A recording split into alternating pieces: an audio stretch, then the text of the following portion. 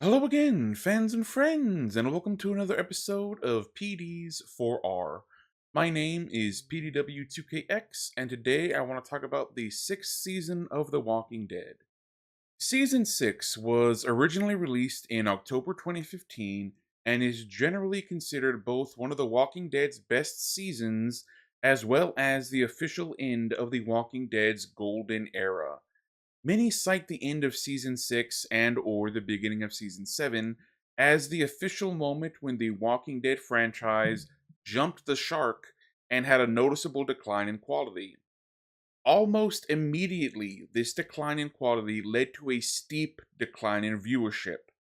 Famously, or I guess infamously would be the best word, The Walking Dead lost so many millions of fans that eventually the show even ended up replacing its showrunner at the end of season 8.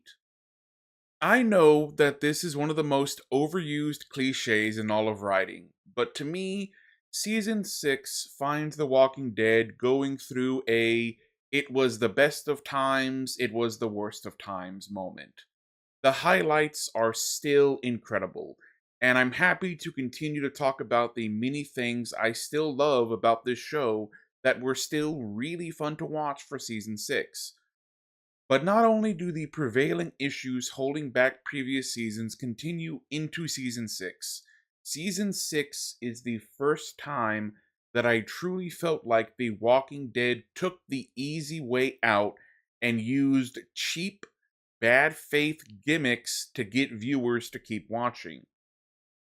Aside from season 1's perfect season, the ongoing theme of my Walking Dead reviews have been that when the hits hit, they hit like a freight train, and when the misses miss, they don't miss by much. For season 6, the hits still pack a dynamite punch, but the misses finally start feeling significant. And by the end of the season, I definitively found myself agreeing with the consensus that season 6 is the end of the golden era. Yeah, we had a good run, didn't we, old girl? Help? Nothing lasts forever, right? Season 6 features several notable large-scale action scenes featuring both epic gunfights and hundreds of zombies. I am so happy to say that, at least for now, The Walking Dead still knows how to design incredible, movie-worthy set pieces. The episodes that focused on the group leading the Walker Horde away from Alexandria was some of the most fun I've had watching this show. Seeing the group come together to deal with this threat, seeing the Alexandria residents finally show up and deliver in a big way, man, that was fun to watch.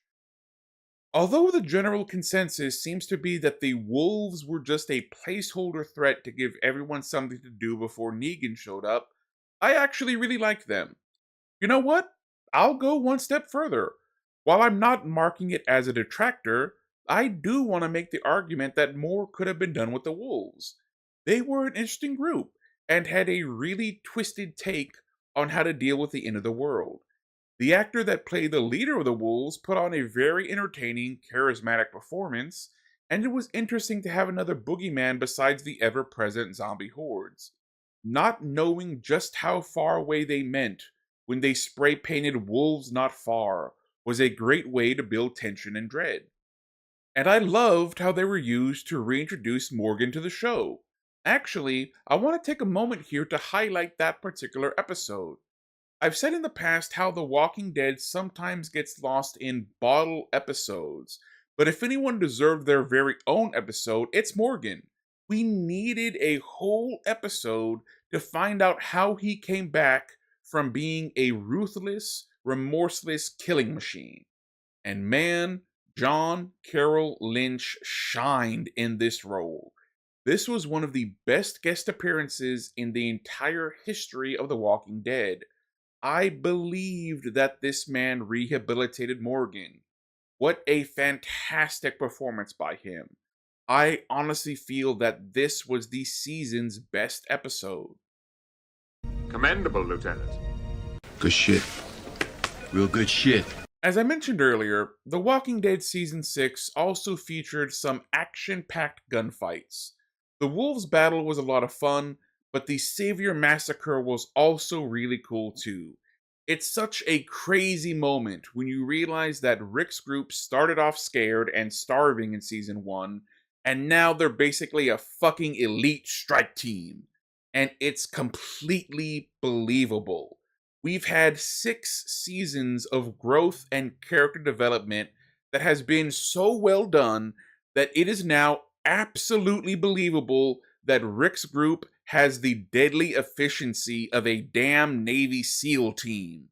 It's like when Breaking Bad turned a high school chemistry teacher into a ruthless drug kingpin. The only way to really pull off that kind of transformation is to have multiple seasons of stellar writing and excellent character growth. Like Navy SEAL stuff, yeah. I am that guy. And speaking of excellent characters, Jeffrey Dean Morgan shines as Negan. I'll talk more about the end of season 6 later, but man, I have loved this guy since I first discovered him watching Supernatural. And while I enjoy seeing him play good guys, he's such a perfect villain. I love how good Jeffrey Dean Morgan is at making me hate him. There is no other way to say this. This is an iconic role. This is on the level of Robert Downey Jr. being Iron Man. The performance is so good that the actor will be associated with the role forever. Similar to RDJ, this goes beyond simply saying Jeffrey Dean Morgan did a good job playing Negan. Jeffrey Dean Morgan is Negan, and he will be Negan forever. That's how good of a performance that was. As far as I'm concerned, you're the greatest of all time. Damn it, I just love it so much. But now it's finally time to talk about what I didn't like about season 6 of The Walking Dead. And it pains me to say this, it really does. But I have so much to talk about that this review is going to be the longest time I have ever spent talking about what I didn't like about a season of The Walking Dead. At least so far. And it will also be the first time since I started reviewing this show that my complaints have gone past the territory of it was annoying, but it didn't hold the show back that much. Now we have officially moved into the territory of not only do I disagree with this decision, I actually hate that the show chose to do this. So let's rip the band-aid off right now. The dumpster fakeout. Man, oh man. Let's talk about the dumpster fakeout. I hate so much about the things that you choose to be. What you just said is one of the most insanely idiotic things I have ever heard. Everyone in this room is now dumber for having listened to it. I award you no points, and may God have mercy on your soul. I had stopped watching The Walking Dead by the time this season came out, but the backlash to this cheap ploy was unavoidable across the whole internet when it first happened.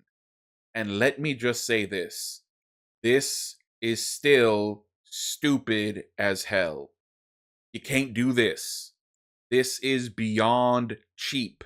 You tricked us. You bamboozled us. You took advantage of the trust and the faith that we put in you so you could pop a rating and get a few more million people to tune in to see what happened. Nobody needed an excuse to watch The Walking Dead. You did not need to do this. Everyone was watching anyway. You didn't need to come up with cheap tricks to force them to keep watching. But that's not even the worst decision this show made. I honestly consider the cliffhanger ending of season 6 one of the biggest blunders of any television show in recent memory. The Glenn fakeout put a spotlight on how The Walking Dead was beginning to forget why fans loved it so much, using cheap tricks to try and keep their momentum going. But if Glenn's haha fooled you, turns out he was alive this whole time moment was a spotlight on the issues plaguing The Walking Dead, the end of season 6 is the damn Eye of Sauron. I see. I see the light that burns! Hallelujah! You can't do this to people. You simply can't. This is one of the worst decisions in the history of The Walking Dead. Over time, the popular consensus has become that Season 6 ending is one of the most frustrating endings of any television show of all time. The people have spoken, and the people are right. I'll begin my next talking point by pointing out that one of the most popular and often stated definitions of insanity is doing the same thing over and over again and expecting different results. And now I once again have to talk about how The Walking Dead story felt too fragmented. Aside from the notable and well-warranted exception of Morgan's episode, there were multiple points in Season 6 that proved to me that The Walking Dead's bottle episode problem is only getting worse. This has officially stopped being something I can just overlook, something I can just sweep under the rug. The Walking Dead has forced me to admit that I can no longer just say, yeah, it's a little annoying, but honestly, it's not too bad. Now we have a problem. So now, we have a problem. You can't really ignore that kind of evidence. This issue is not going away, and it's only getting worse. It's beginning to feel like the show is simply trying to find excuses to split the group up so they can extend the length of the season. And that's really bad. That's another cheap gimmick that is only being used so the showrunners can cut corners. The more the show splits up Rick's group, the less and less sense the reasons for those splits seem to make, and the less meaningful these interactions start feeling. We didn't need an entire side quest just to get Abraham in a room alone with Sasha so he can tell her he likes her. That should have stayed in Alexandria, and it should have taken a few minutes at the absolute must. Period. Wrapping things up here, I want you all to know that I desperately wanted to title this review The Walking Dead Season 6 Review.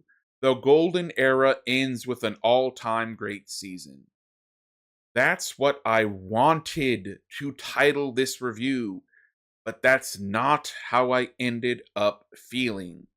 In a very real way, Season 6 represents the absolute best and the absolute worst that The Walking Dead has to offer.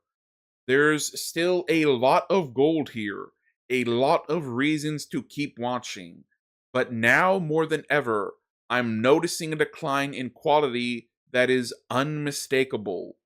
Some part of me wants to tell myself to just shut up and enjoy the show, and that I've been spoiled by too many good seasons. Is that true? Am I being unfair? Season 6 is still great, but everything before it has been more than great, and Season 1 in particular still stands the test of time as perhaps the greatest season of any television show ever. I kind of feel like one of those Asian parent memes, because right now, my argument essentially boils down to, what do you mean you only got an A? Why didn't you get an A+? I hear my ancestors crying. You doctor yet? No, Dad, I'm 12. Talk to me when you doctor. But that's how I feel. I expected better. I was honestly let down. I still think this show is great. I still loved Season 6 more than I hated it. But the final review score keeps dropping. The show keeps making decisions I don't agree with. And now, in season 6 in particular, they've started making decisions that I actually hate. I know how strong a word hate is. Believe me, I know. And I wish I didn't have to use it to describe how I felt about season 6. But it's true.